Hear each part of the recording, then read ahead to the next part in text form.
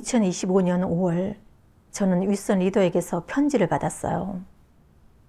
청베이 지역에서 대대적인 체포작전이 벌어져서 지역 리더 3명이 모두 체포됐고 교회 리더와 집사들 그리고 형제 자매들까지 합쳐서 30여 명이 체포됐다는 내용이었어요.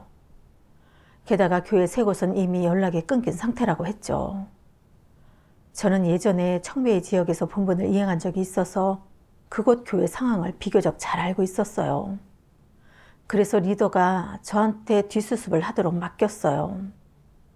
수습 사역은 조금의 소홀함이나 해이함도 허용되지 않는다는 걸 잘 알고 있었기 때문에 저는 사역을 잘할 수 있도록 인도해달라고 하나님께 간절히 기도했어요. 현지에 도착한 후 저는 형제 자매들과 한마음 한뜻으로 협력해서 보름여 만에 하나님의 제물과 하나님 말씀책을 모두 안전한 보관 가정으로 옮겼어요. 그리고 신변 안전에 우려가 있는 인원들도 안전한 곳으로 이동시켰고요. 그제야 졸였던 마음을 비로소 놓을 수 있었어요. 근데 며칠 지나지 않아서 다시 리더로부터 편지를 받았는데 저더러 청베이 지역에 남아서 사역을 맡으라는 거였어요. 저는 그때 청베이 지역의 대부분 교회가 안전상 위험에 노출돼 있었고 교회의 각 사역이 많은 어려움에 직면해 있기 때문에 제가 이 책임을 감당해야 한다는 걸 알고 있었어요. 그래서 적극적으로 사역에 뛰어들었어요.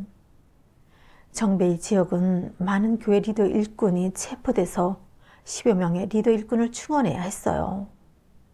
저는 서둘러 리더 일꾼 선출 원칙에 대해 지역 리더와 교제하고 함께 인원을 선별하면서 하루빨리 리더 일꾼을 선출하려고 했어요. 그런데 형제자매 중에는 환경적인 위험에 처해 있는 사람도 있고 가정에 얽매여 있는 사람도 있었고 체포될까 봐 두려워하는 사람도 있었어요. 그래서 며칠이 지나도 사역을 감당할 적임자를 찾지 못했어요. 더욱 골치 아픈 건 일부 교회와 연락이 끊겨서 연락할 방법을 찾아야 한다는 거였어요. 그러지 않으면 일부 편지를 제때 전달할 수 없었거든요. 그리고 일부 교회의 복음 책임자와 양육팀장이 체포되는 바람에 그 자리를 대신할 사람도 찾아야 했어요. 당장 처리해야 할 사역은 온통 어려움에 직면해 있었고 이 어려움들을 하나하나 해결하려면 애를 많이 써야 할 것 같아서 생각만 해도 골치가 아팠어요. 예전에 있던 교회는 이렇게 많은 문제가 없었고 지금처럼 이렇게 신경 쓰고 고생하지도 않았다는 생각이 자꾸 들었어요. 예전 교회로 돌아가 본분을 이행하면 얼마나 좋을까. 저는 아무리 어려워도 사역을 멈춰서는 안 된다는 걸 마음속으로 잘 알고 있었지만 너무나 많은 어려움 앞에서 이미 마음이 무너져 내렸어요. 이런 생각이 들었어요. 안 하겠다는 건 아니지만 현실적으로 상황이 이렇잖아. 하루아침에 해결될 문제도 아니고 할 수 있는 만큼만 하자. 오늘 다 못하면 내일 이어서 하면 되지. 이렇게 생각하니까 더 이상 이런 문제들을 서둘러 처리하지 않게 됐어요. 하루면 마칠 수 있는 일도 다음 날까지 미루기도 했고요. 심지어 어떤 문제들은 건성으로 몇 마디만 교제하고 근본적으로 해결하지 않아서 사역 진전이 더뎌졌어요. 며칠 후 윗선 리더가 저를 책망하는 편지를 보내왔어요. 보름이 지났는데 리더 일꾼 충원 사역은 왜 아직도 진전이 없나요? 이렇게 시급한 사역을 왜 이렇게 느긋하게 처리하시죠? 편지에는 제 이런 모습을 해부하면서 그 성질이 바로 본분을 내팽개치는 거란 내용도 있었어요. 저는 너무 억울한 나머지 속으로 따졌어요. 이곳의 현실적인 어려움을 모르는 것도 아니잖아. 나름 대가도 치렀는데 성과가 없는 걸 어떡하라고. 내가 협력하지 않는 것도 아닌데 어떻게 본분을 내팽개치는 거라고 하지? 이 본분은 감당 못하겠으니 사역 능력이 있는 사람 보고 와서 하라지. 그 순간 리더의 편지에 인용된 하나님의 말씀을 봤어요. 전능하신 하나님 말씀. 모든 사람이 하나님을 믿고 본분을 이행하며 하나님을 섬기는 과정에서 어떤 측면의 어려움을 맞닥뜨리든 늘 소극적으로 변하고 연약해지거나 도피하고 싶은 내적 상태에 빠지곤 한다. 사람은 하나님을 믿는 과정에서 피치 못하게 삶과 생존상의 어려움 또는 본분이행 측면의 어려움, 개인적인 어려움 등을 접하기 때문이다. 이러한 어려움들은 늘 사람을 곤란하게 하고 영향을 미침으로써 사람이 개인의 이익이나 생사 등과 관련된 특수 환경, 배경에서 연약해지고 소극적으로 변하고 도피하고 하나님에 대한 오해를 품게 하며 성령 역사를 감지하지 못하게 한다. 이런 상황에서 하나님의 뜻을 깨닫지 못하거나 하나님에 대한 믿음을 잃을 때 혹은 어떤 희망도 보이지 않고 하나님의 역사를 분명히 느끼지 못할 때 대부분의 사람은 자신이 마땅히 이행해야 할 책임을 포기하는 쪽을 선택한다. 일시적인 포기든 영구적인 포기든 내가 보기에 이런 포기는 곧 본분을 팽개치는 것이다.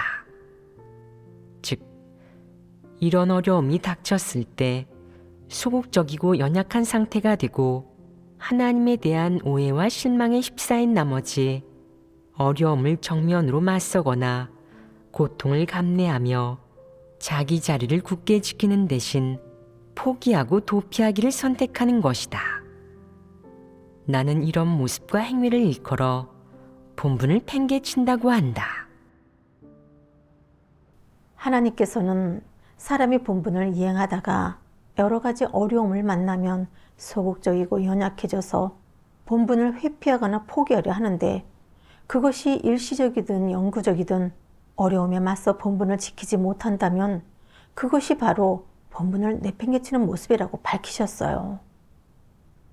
자신을 반성해 보니 제가 바로 하나님께서 밝히신 그런 모습을 보였더라고요.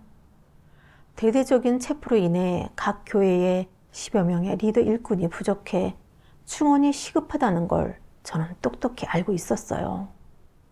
그래서 당장 리더 일꾼을 잘 조정해 형제 자매들이 정상적인 교회 생활을 회복하고 각 사역이 진전되도록 해야 했어요. 이게 제 책임이자 제가 이행해야 할 본분이었어요. 근데 이 문제들을 해결하려면 많은 대가를 치러야 하다 보니 저는 점점 소극적이고 수동적으로 변했고 어려움에 맞서 극복하려 하기는커녕 오히려 회피하고 포기하려 했어요. 제 이런 행위의 성질이 바로 본분을 내팽개치고 하나님을 배반하는 거였어요. 얼마 지나지 않아 저는 또 청비의 지역의 한 교회에 리더 일꾼이 부족해서 일부 형제자매들이 하나님의 새로운 말씀도 보지 못하고 교회 생활도 하지 못하고 있다는 소식을 들었어요. 그들은 모두 소극적이고 연약하며 위축되고 두려운 상태로 지내고 있다는 거였어요. 이런 상황을 알고 나니 너무 큰 죄책감이 들었어요. 제가 리더 일꾼을 제때 충원하지 않아서 이런 심각한 결과를 초래한 줄은 미처 몰랐어요. 그 순간 본분을 내팽개친 결과에 대해 하나님께서 밝히신 말씀이 떠올라서 그 말씀을 찾아서 읽어봤어요. 전능하신 하나님 말씀. 본분을 팽개치는 이런 문제가 평범한 신자에게 나타난다면 개인에게만 영향을 미칠 뿐 교회 사역에는 큰 영향이 없을 것이다. 하지만 어느 직급의 리더 일꾼이든 하나님을 섬기는 사람이 본분을 팽개치고 사역을 포기한다면 하나님 집 사역에 몹시 큰 영향을 미치게 된다. 이는 교회 생활에 영향을 줄 뿐만 아니라 복음 확장 사역에도 영향을 미치며 그리하여 교회의 사역이나 하나님 집 전체의 사역이 그의 도피와 본분을 팽개치는 행동으로 인해 영향받고 방해받게 된다. 리더 일꾼이 실질적인 사역을 하지 않고 사역을 제대로 시행하거나 점검하지 않아도 사모일은 영향이 크지 않아서 형제자매들이 정상적으로 하나님 말씀을 먹고 마시며 예배하고 본분을 이행할 수 있다. 하지만 시간이 길어지면 형제자매들이 상부로부터 오는 사역 지침이나 생명 진입 측면의 공급과 붙듦, 도움을 받지 못하게 된다. 그러면 그들의 교회 생활과 교회 사역에 있어 사람들의 마음이 흩어지고 제자리 걸음을 하게 되며 성령 역사를 잃는 결과가 생겨난다. 그러므로 이는 매우 심각한 문제이다. 하나님을 섬기는 과정에서 이런 상황이 나타난다면 하나님을 섬기는 그 사람이나 더 높은 급의 리더 일꾼이 책임을 져야 한다. 사실 이 책임은 네가 질 수 없는 것이다. 그런데 왜 책임을 지는 것에 관해 말하겠느냐? 네가 하나님 앞에 나아가 보고할 때 할 말이 없어지기 때문이다. 하나님이 한 곳 또는 여러 곳 교회의 하나님 선민들 그리고 교회 사역을 내게 맡겼는데 너는 특수 상황이 생겼을 때 사역을 하지는 않고 네 사적인 일과 어려움을 처리하러 가면서 교회 사역의 책임을 팽개쳤다면 이는 하나님이 보기에 네가 하나님을 섬기는 과정에서 범한 심각한 과오이다. 또한 이는 하나님이 혐오하고 정죄하는 바이다. 하나님께서는 본분을 내팽개치는 행위의 결과는 매우 심각하며 그건 심각한 과오라고 밝히셨어요. 리더 일꾼이 본분을 내팽개치면 교회 생활과 교회 사역에 심각한 지장을 주고 심지어 교회 사역이 정체될 수도 있어요.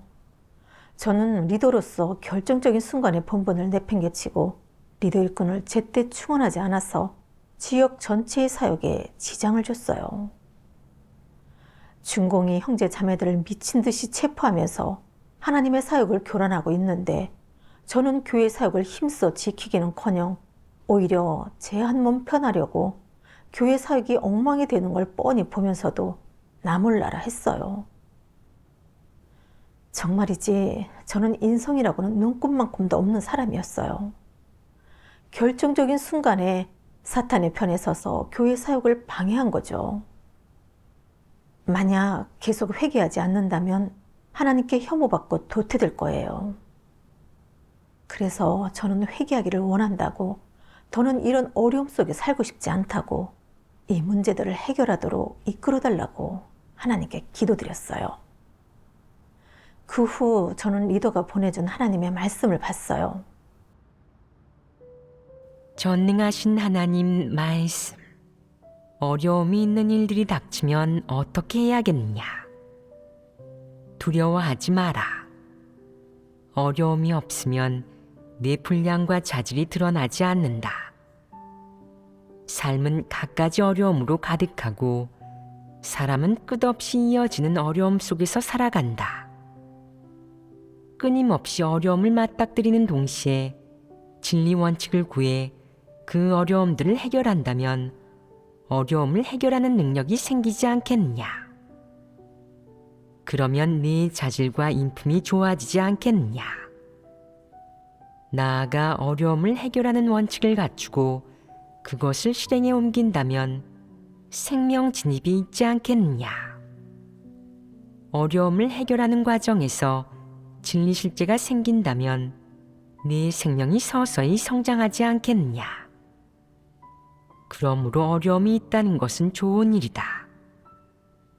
어려움이 있는 때일수록 내 진심이 드러나고 하나님에 대한 내 믿음이 시험을 받을 것이다.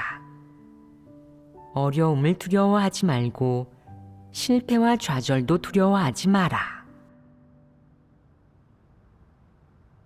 하나님 말씀을 통해 저는 본분을 이행하다 어려움에 직면하는 건 나쁜 일이 아니라 좋은 일이라는 걸 깨달았어요. 어려움 속에서 비로소 사람의 실제 분량이 드러나고 어려움 속에서 비로소 사람이 간절히 기도하며 하나님을 의지하고 하나님의 뜻을 구하게 되기 때문이죠. 또 어려움을 해결하는 과정에서 하나님에 대한 믿음이 더해질 뿐만 아니라 진리 원칙도 어느 정도 깨닫게 돼서 생명이 성장하게 돼요. 저는 얼마 전 위험을 무릅쓰고 하나님의 재물과 하나님 말씀책을 옮길 수 있었던 일을 두고 스스로 진리 실제가 좀 있고 분량도 좀 있다고 생각했어요. 근데 리더 일꾼을 충원하는 데 어려움을 겪으면서 제 실체가 드러난 거예요. 어려움 속에서 저는 기도하면서 하나님을 의지하지 않았고 진리 원칙을 구해서 문제를 해결하지도 않았어요. 오히려 회피하고 물러섰고 심지어 본분을 내팽개치고 하나님을 배반하려는 생각까지 했으니 이런 제게 무슨 분량이 있었겠어요. 사실 대대적인 체포로 인해 교회 사역에 여러 어려움이 있었던 건 사실이지만 이는 하나님의 인도로 제가 하나님을 의지하는 법을 배우면서 생명이 성장할 수 있는 좋은 기회이기도 했어요. 저는 하나님의 말씀을 읽고 믿음을 얻었고 하나님을 의지해 이 어려움들을 해결하고 싶다는 마음이 생겼어요. 그래서 협력하기를 원한다고 하나님께 기도드렸죠. 그 후 저희는 리더 일꾼 충원 명단을 다시 정리하고 형제 자매들이 겪는 어려움과 문제에 대해 진리를 교제하면서 해결하도록 도왔어요. 그리고 교회 사역을 맡길 적임자들도 신속하게 선출했어요. 그러자 형제 자매들은 대부분이 하나님의 새로운 말씀을 받을 수 있게 됐고 교회 생활도 할 수 있게 됐어요. 실제로 협력하는 과정에서 하나님의 인도를 보게 되니까 제 믿음도 더 커졌어요. 저는 곰곰이 생각해 봤어요. 나는 왜 어려움을 만나면 본분을 내팽개칠 생각이나 하는 걸까? 그 문제의 근원이 뭘까? 이렇게 구하던 중에 하나님 말씀 몇 구절을 보게 됐어요. 전능하신 하나님 말씀. 오랜 세월 동안 사람의 생존의 토대가 된 사상은 사람의 마음과 영혼을 좀먹어 사람을 간사하고 나약하며 비열하게 만들어버렸다. 사람은 끈기도 의지도 없을 뿐만 아니라 탐욕스럽고 교만하고 방자하게 변했다. 자신을 초월하려는 의지는 전혀 찾아볼 수 없고 이 흑암 권세의 속박에서 벗어나려는 용기는 더더욱 없다.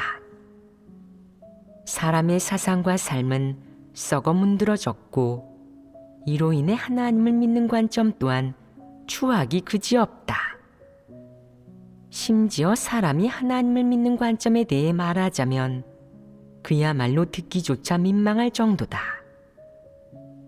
사람은 모두 나약하고 무능하며 비열하고 연약하다. 흑암 세력에 대해 어떤 증오심도 느끼지 못하고 광명과 진리를 사랑하지도 않으며 오히려 온 힘을 다해 그것을 쫓아낸다. 거짓 리더는 실질적인 사역을 하지 않지만 어떻게 관리 노릇을 하는지는 알고 있다. 그런 자가 리더가 되면 가장 먼저 무슨 일을 하겠느냐?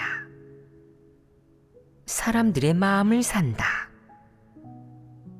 그는 신임 관리는 부임하자마자 눈에 띄는 일을 한다. 라는 식으로 먼저 사람들의 환심을 사는 몇 가지 일이나 생활 혜택과 관련된 몇 가지 일을 하여 모두에게 좋은 인상을 심어준다.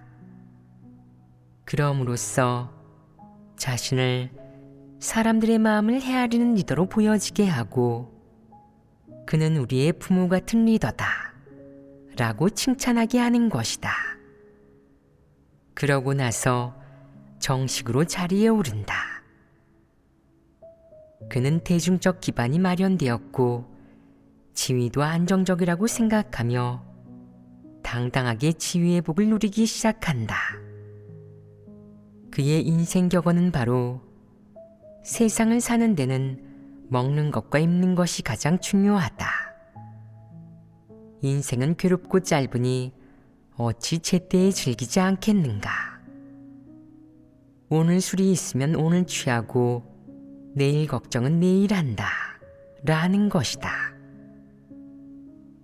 그는 오늘 하루 누렸으면 그만이고 한순간 즐겼으면 그걸로 충분하다고 생각한다. 앞으로 어떻게 될지 생각하지 않고 나아가 리더가 마땅히 어떤 책임과 본분을 이행해야 할지 고려하지도 않는다. 그저 형식적으로 글귀와 도리를 퍼대고 체면을 세우는 일을 약간 할 뿐 실질적인 사역은 전혀 하지 않는다. 교회에 존재하는 실제 문제들을 파고들어 철저히 해결하지도 않는데 그런 표면적인 일만 하는 게 무슨 소용이 있겠느냐. 그것은 사람을 기만하는 행위 아니겠느냐. 이런 거짓 리더 부류의 인물에게 중임을 맡길 수 있겠느냐. 그들이 리더꾼을 선발하는 하나님 집의 원칙과 조건에 부합하겠느냐. 이런 사람은 일말의 양심과 이성조차 없으며 조금의 책임감도 갖고 있지 않다. 그러면서 교회에서 감투를 쓰고 리더가 되고자 한다. 어찌하여 염치를 모르는 것이냐. 책임감이 있는 사람이라도 자질이 부족하면 리더가 되지 못한다. 그러니 책임감조차 없는 페이는 리더가 될 자격이 더더욱 없다. 하나님 말씀을 묵상하면서 깨닫게 됐어요. 제가 본분을 이행하다가 어려움을 만나면 물러서고 심지어 본분을 내팽개치기까지 했던 건 결국 몸이 힘들까봐 두려워했기 때문이었어요. 저는 스스로를 위하지 않는 자는 천벌을 받는다. 인생은 괴롭고 짧으니 어찌 제때에 즐기지 않겠는가와 같은 사탄 독소의 영향을 받아 살면서 너무 고생하지 말고 육적인 안락을 누려야 한다고 생각했어요. 하루 종일 그렇게 힘들게 고생하면 얼마나 괴롭겠냐고 여겼죠. 그래서 저는 무슨 일을 하든 고생하거나 대가를 치르려고 하지 않았어요. 예전에 공장에서 일할 때 너무 힘들고 고된 게 싫어서 아예 제 가게를 차렸던 것도 마찬가지였어요. 그러면 쉬고 싶을 때 쉴 수 있고 편하고 자유롭게 스트레스 없이 살 수 있을 것 같았기 때문이었죠. 하나님을 믿은 후에도 저는 여전히 그랬어요. 어려운 일이나 신경 써서 해결해야 할 일이 있으면 협력하는 형제가 먼저 하기를 기다렸다가 저는 그저 뒤따라가기만 했어요. 이번에 교회에서 대대적인 체포 사태가 벌어졌을 때 리더 일꾼을 잘 선출하는 게 급선무였어요. 그래서 저는 방법을 찾아서 최대한 빨리 리더 일꾼을 선출해서 교회 사역이 정상적으로 진행되도록 해야 했어요. 근데 저는 많이 고생하거나 대가를 치르기 싫어서 일을 미루고 어려움을 피하다가 결국 본분을 내팽개쳤고 그 결과 사역을 지체시키고 말았어요. 사탄의 독소에 따라 살아온 제 모습이 너무 이기적이고 비열하다는 걸 알게 됐어요. 하나님 집 사역이 아무리 중요하고 시급해도 저는 고생하지 않을 생각만 했고 그저 육적인 안락만 챙겼어요.